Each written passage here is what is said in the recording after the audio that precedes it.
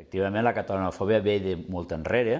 Alguns historiadors fins i tot parlen o es remunten a que la catalanofòbia té el seu origen en els moments, en el segle XV, en el moment de configuració del que seria la nació espanyola.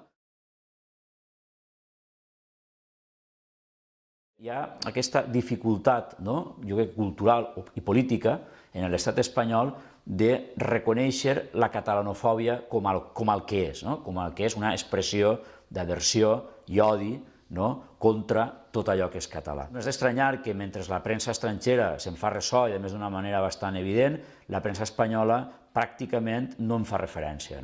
És un tema que hi ha una certa dificultat per reconèixer aquest fenomen.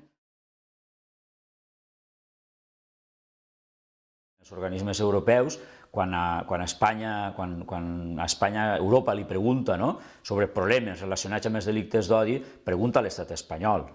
I aquest jo crec que és una de les primeres, diguéssim, és la causa directa d'aquesta invisibilitat.